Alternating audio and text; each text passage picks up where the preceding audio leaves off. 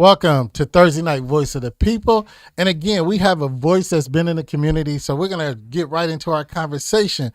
We have Miss Regenia Jones. How you doing today? I'm good. Welcome. Good. Welcome. What's Welcome. up? Thank you. Welcome. Well, thank you Glad guys you for coming and having joining me. us. Yeah.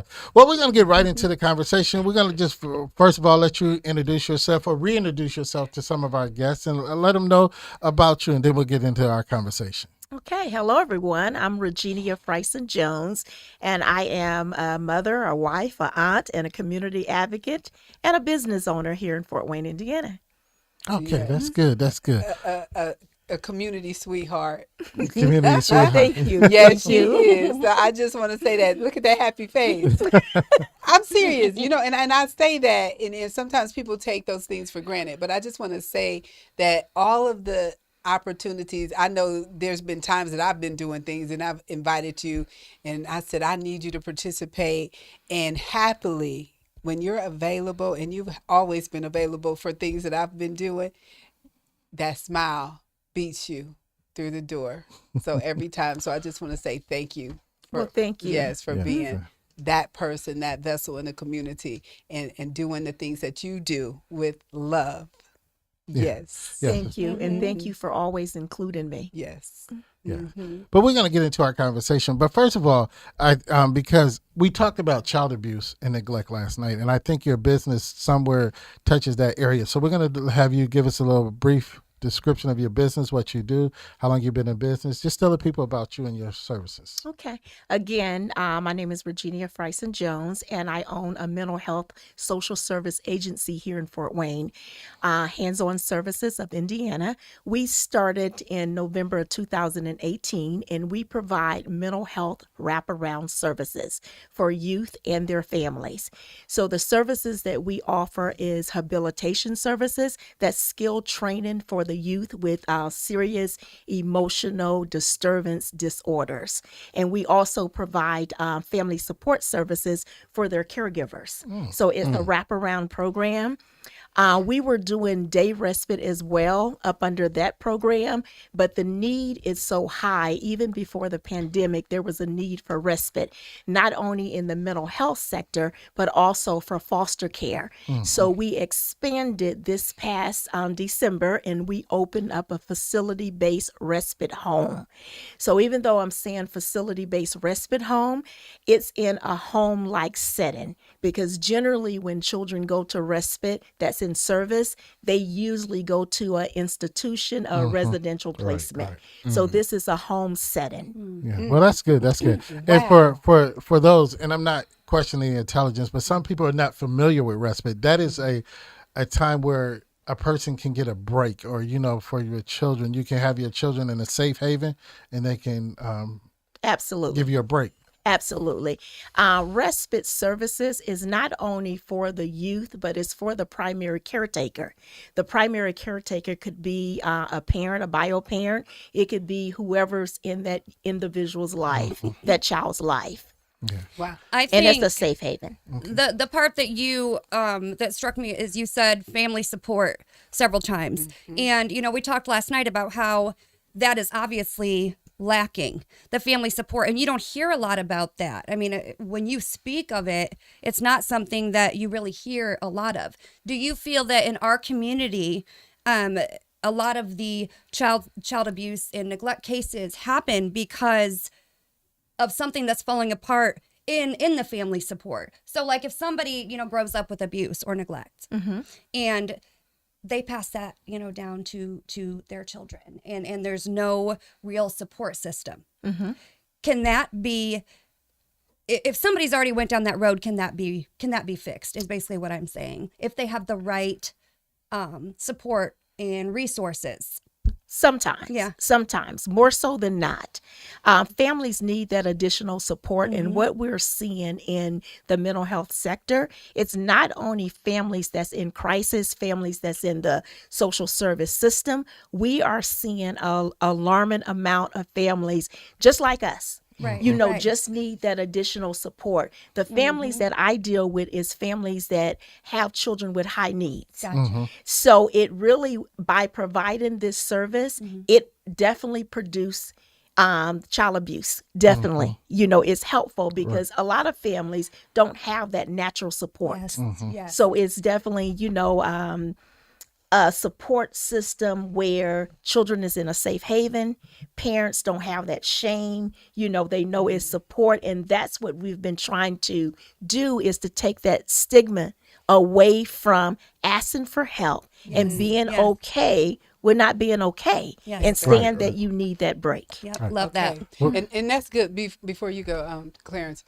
So Regina, so just thinking about you started this at one point, and it was a different type of business. So then the respite part happened. What was the transition? So what happened in our community or in a particular family that made you say, I got to do something about this? Because it's not just people that's neglecting their children that need help or need a place, but you just said it. They're normal, everyday, regular, common people, working people that need a break or need some help. Yeah. What was the trigger for you? Well, let me back up a little. When we started in 2018, we also provided that service, a respite.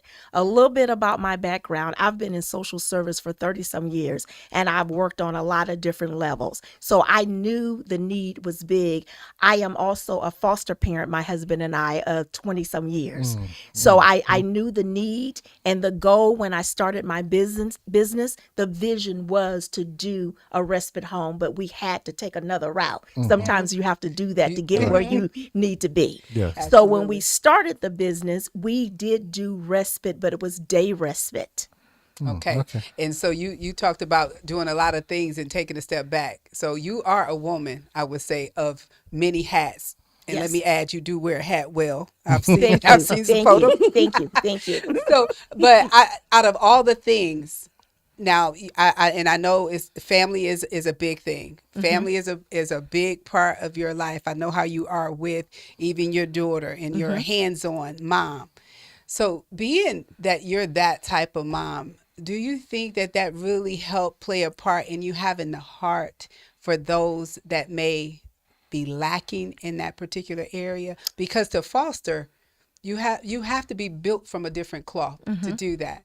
So with all of the different type of families and issues you have seen, would you say that being built the way you are has played a part in you being able to do this for as long as you have?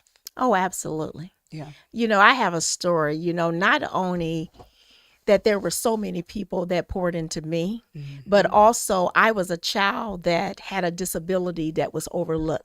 So my passion is for children with disabilities, as well as educating their families how to advocate for them. I'm going to tell this short story. I moved here when I was in third grade.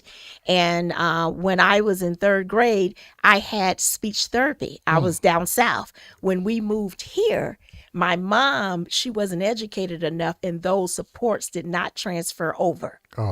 So it's really, really important for families to really advocate for their children in the school, whether that be an IEP for individual educational, plan to get those additional supports. So I have a passion for young people. I have a passion for children with disabilities, and I have a passion for parents, because when you know better, you do better. Yes, and if yes. you don't know, Yes. Yeah. Right. you don't know what you don't know. That's right. And you mentioned the IEPs, and you know what's unfortunate? What I have found working in the school system, there are a lot of parents who they don't look at their own child's IEP. Well, they don't care about them. Well, and I don't know if it's that they don't care, but I think that if they're diagnosed or they have this IEP in the second grade, I think something happens that parent, they don't take a look at that IEP every year. They just kind of take for granted it is what it is. Right. And they accept it, that label, or wherever they place that child in the second grade. And then here they are now in the 9th and 10th, and they still have the same IEP when some things could have changed. If you look at it, So- a lot of if you're looking at it from that spectrum, a lot of parents don't even know what an IEP is. And that's the true. biggest problem right there. they're not educated enough to know what an IEP is. So if they don't know what it is, they're just like, oh, my child's doing good. My child is okay. And they don't understand That is a that is a problem. There's something wrong. accommodation or Yeah. yes. And it's not only, when you develop the IEP, it's also about reviewing that IEP every year. And it's about also holding educators accountable for those accommodations. Exactly. So parents, I've found that a lot of parents, once they get a IEP developed, they may not know their power in that and ensuring those needs are being met for those additional supports. Right. Okay, yeah. And when Yeah, I did have a question. I just want to ask this because and you said a lot, but I just want to ask this question. And it's basically, it goes with the IEP because Doc V asked my first question, and it goes with Eric was talking about too. But our community really lacking an education system, be it we don't know an IEP, or some of us are really not concerned. How do you deal with the situation or the stigma that our community, first of all, is mental health, secondly is my child ain't right? How do you help or eliminate those stigmas? Well, first, I think it's educating parents. But I say this over and over again. A parent or a caregiver, you got to want to do better. You got to want to educate and learn yourself. Right. Because I hear a lot of people in the community, I didn't know this, I didn't know that. As a young parent growing up myself, there was a lot of things that I didn't know, but I was, wanting to learn. So sometimes you got to go looking for these things and you got to be motivated to do it. I agree. I work with yes. families every day, and when we come in, they think we're going to fix their child. We're not going to fix your child. It is a partnership. The most of the learning begins and ends at home. Right, So if right, you're not reinforcing what the child is learning, because we work on skill building in my field. So we're working with this child, for example. We will have a plan of care. That plan of care may address socialization skills, communication or coping skills, right? So we're teaching that child, if you get angry, how to self-regulate and comment. But we're only with that child a certain amount of time. Exactly. If you go home and you're dropping the ball, there's Right. nothing going to change. Right. And I see that often. You got to be motivated to put in the work. Amen. Amen. Girl, say Period. that again, honey. When you- But that is so powerful that you say that, holding parents accountable. Mm-hmm. Because too many times parents point the finger at the school system and they try to Yes. find out where the teacher dropped the ball. But what you just said, what are you doing at home? So that whole accountability piece. Thank you for saying that. Yes. Yes. I'm going to go back to when you were talking about having a passion for children with a disability. So when I was reading through some things the other night, correct me if I'm wrong, but aren't children with a disability more likely to be victims of abuse or neglect? Absolutely. And do you think that is because it is a lot take for example, you have a young teen mom, right, with no support system, no family. I was 26 years old and my mother helped me, and I wasn't a single mother. So I think back to how hard it was for me as a grown woman. So imagine a 16 or 17-year-old girl, and she has a child with a disability that is very hard to manage. So is that where the abuse and neglect is coming from? Because they don't know how to take care of the child? Absolutely. Okay. When we work with parents who all day long they're dealing with their children.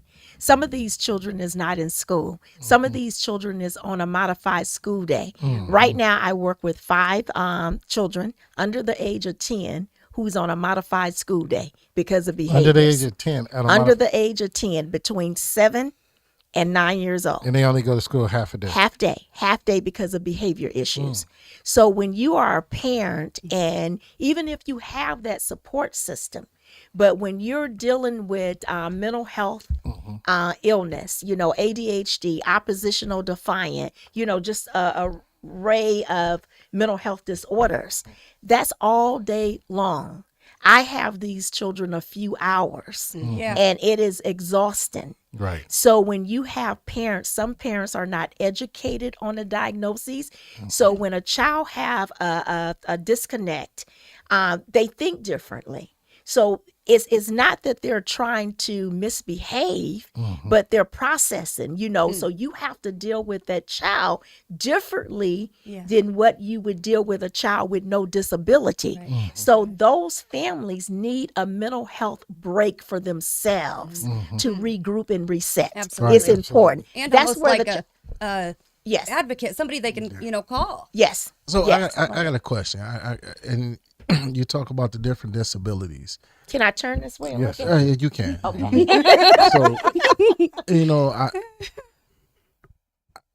I have a problem when they say disability, because simple fact, just because a child don't move the way that another child move, now they're described as a disability, and it's not that they're a disability. It's just they think their brain is wired another way. So instead of trying to make that child conform to one way of learning, why not conform your teaching to that child? Absolutely. So when you sit back and say, "Oh, this child had got this, got that, wait a minute," there's nothing wrong with that child.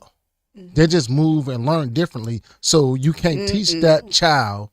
You can't teach that child the way you teach George. I might have to teach Billy a totally different way. So we have to put Billy in that class where we could teach him versus label them as a disability. Come on now. You are absolutely correct with that. But here's the problem. There's only one teacher Right. in the classroom. I understand that. And So if you got one Hold on, teacher, Steve. I know where you're going. You got one teacher in that one classroom, but you have another classroom that you might have seven or eight Billies need to be in that classroom over here. Instead of putting them 7, 8 Billies in George's classroom, remove them, put them in Billy's classroom. They have a bunch of Billies over here, and you have a teacher that conforms to how they need to learn, versus saying, okay, they just have a disability, we throw them away. And that's what the school system does. No. Yes, it does. Wait. And no. I'm gonna tell you from Wait a minute. Hold on. I'm gonna tell you from personal experience. Well, mine is personal too. I've been. But at the end of the day, teaching in you throw that child. the They system throw since that 96. child away and say, okay, he needs to go in this way because he has a learning disability. He don't have a learning disability. He just learned a different way from this child, Right, from the but- norm. So but- I'm gonna let you get yours, but I want to hear Miss Regenia. Well, that's where I was going. Okay. I wanted to definitely speak to, because she said disability, so disabled. I just want to bring, the truth to the table, that there are people in this world who are born with disabilities, like true disabilities. And so that's not necessarily a bad thing, but it's if we don't recognize it in the school system, then we cannot get the teacher that they need, or we can't provide the proper modifications and accommodations if we don't call it what it is. But the thing about it is, you don't. You don't. No, but the not school all system school doesn't. Systems are the same, so The you school, can't really say that. the school system But- doesn't, because if that child don't learn the way that teacher is teaching, he's automatically disabled or disability learn. He has a learning disability, or he's bad. He's not bad. Right, but But at the end of the day, if you don't conform to that child, but you only conforming to one child, one learning style, this child over here is going to be lost. Yeah. But Period. can we spin it to what Miss Regina is saying? Yeah, and she answered and said he was correct, but you had some more to go and say to that. I think we're all correct here. It's a problem that I don't know if we can solve this problem, but here's my take on it. There's really children that has a disability. Almost everyone on my caseload, they have a true disability, mental health issues. Right. But there's also children that learns differently. They're wired differently, right? I remember my children was at Black Hawk Middle School one year, and they had decided where they used to put all the children, I think, in the classroom according to their GPA. And they ended up doing something different where they integrated the classroom. And at first, I thought, I didn't like that, because if you have like 5 Joes in the classroom who has a learning disability, who's disruptive, I felt like that was taken away from my child. But I also had to look at the perspective. I think when you're around different people, different kids, it's creative. You know what I'm saying? You get a taste of this person may be super smart. This person may be here in the middle. So I don't know if that is a bad thing when you integrate. I like the integration, but I also feel like there is not enough. The schools don't have the capacity to work with every individual style of learning. Ideal world, I think that would be great. I would like that, but they don't have the capacity to do that. I don't believe so. That's right. That's That's right. right. So, Absolutely. but there is, I strongly support, because I learn different. My brain is wired a little bit different, right? And so I support that. I encourage kids to be unique and to be themselves, and, just to build them up. But I don't think the school system, I know they don't have the capacity. No, because they to do teach that. the standard. Yes. Right. You have to have the Yes. standard. Well, Yeah, and I have a question in all of that, but I want to look at a different side of it, because there's always another side of it. You were talking more about the caregivers, the ones that give care. Now I understand, as E would want to make a point, that there are ones that actually need the help, and you were making it. But what about the ones that would want to glorify babysitter service side of you? I mean, how do you weed out? I know the kids have their disabilities. I know what respite is, but I just don't want to be bothered with my kid today, so I'm gonna drop him off at respite. We get that all the time. But so how do you weed those out, or how do you work around those situations? Well, my organization, it's self-pay, but the majority, well, you can self-pay, but the majority of the families that we service is through the Division of Mental Health and Addictions. So there is a process. Okay. These families, they go in and they do assessment. So they have to deem the child eligible for the services and deem them diagnoses that qualify for Okay. the services. So then from there, we work with the families, because it's family voice, family choice. So we work with the families at that point to develop strategies, a care plan for the child. Right. And it's outlined in the plan when they can utilize respite, because again, these services is billed through mostly Medicaid, some private pay, but I have had families that's trying to drop the kids off every weekend, because up under this program, they get a total of 28 respite days a year, not including 28 emergency days for those really, really emergencies. So yes, we do have that. Yeah. That's a beautiful program. I'm just saying, if I was a mother, not that I would try to take advantage, but I think that would give me a sense of peace, just knowing that there was a place in the community that I could go to if I needed a mental break, and so what I'm hearing is, it don't have to be off the edge, but if I need that, Absolutely. can I call you? Yes, you Okay. can, in a safe space. And we have really tried to make a beautiful place for the young people. Respite is about babysitting, right? So we don't just babysit.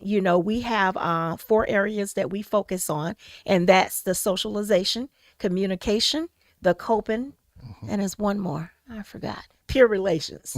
So we focus on those things, because before, when we work with youth, we work with them one-on-one. It's hard to be in real time when you one-on-one. When you get a group of youth together, that's when they're going to start acting out, and that's when you have a real opportunity to correct some of those behaviors. Right. I think prevention of neglect and abuse is, taking care of these things before they happen. With that being said, anyone who has ever went through the mental health system as a patient or had a child go through the system knows it is not a quick system. So if you have, my daughter, for example, when I first noticed that something was wrong, it took a very long time to get the first appointment. Then about 5 months after that, the process was so slow. So a parent that is already frustrated and is already at the breaking point, is there anything they can do between waiting 8 months for Park Center? In the meantime, can they, even though they're not referred to your program yet, what can they do other than wait that time out? Well, that's one program that we work with. But like I said, we have our own program in-house. That's just one program. We're in the process of becoming licensed with DCS. Oh, awesome. So we will be able to accept DCS and probation children as well. Gotcha. We are also having some seed money. We're doing a fundraiser because there's a lot of families who call and they just can't afford the service, but they really need the service. Right. Then there's Connect Fort Wayne, I think it is. It's in the Rudersville building in the basement. Yes. That's a one-stop shop. And I actually took a caregiver there yesterday, and I was really, really impressed because, again, like you said, families have to wait. They have to go this place, that place. We were able to go there, and the family was able to sign up for vocational rehab. She was able to sign up for the BEADS waiver and get Social Security started right there at that appointment. That's massive. Yes. That's important. Okay. Yeah.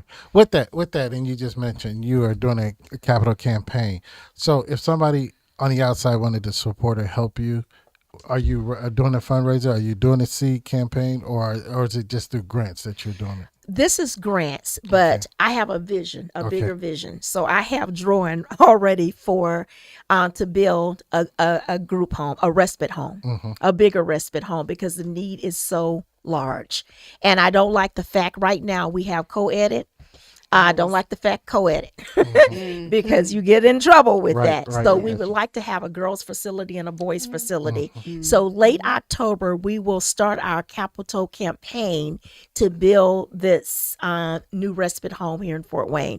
I am excited about the opportunity. I am in partnership with 2 other Black-owned businesses in Indianapolis. They have respite homes. One of them have a respite home that opened up a year ago, and the other one, she is opening next week. Okay. So we are going after grant funding together. We serve 92 counties, and we can't serve all the counties with the need. Right. That's right. And you mentioned, and this is my last one because it's so awesome what you're doing. You mentioned about the boys. I was getting ready to ask you about the co-ed part. But so we always hear about mothers and women in as far as parenting.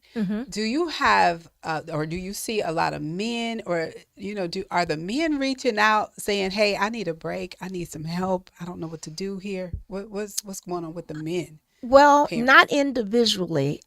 We have quite a few parents, father and mother, so they are reaching out together. But I have not had a single dad, to reach out. Not to say they're not out there, but I think with this respite, just getting the word out that it's available, I think we'll have more parents reach out. Right now, the biggest issue is the parents can't afford it because we bill insurance. And we have to run the house, and it's pretty expensive for a stay. Right. Yes. Right. So Wow, before we that's get good. out of here, tell people where they can find you or how they can get in contact with you, either websites or anything. So if anybody need help, they can reach out to you. Okay. Again, my name is Regenia Frison Jones, and I am a husband. My business is a husband and wife team. So it's me and my husband. And you could get a hold of us at www.hosoindy.com. Okay, that's good. That's you. good. But we're going to get out of here. But before we do, Jill, you had something? I do. First of all, I want to thank our guest for being here and Yes. educating us this Thank evening you, with a beautiful sweetie. smile to boot. Yes. So with me right here, a young lady that has actually been part of our Neutral Voices Media Group for several years, wrote her first book, published it. And as we are talking about abuse, she talks about a lot of abuse in this book: sexual, physical, mental, any kind of abuse you can think of, this young lady experienced. And one of the things, that she talks about a lot in the book is no matter what happened, God still called.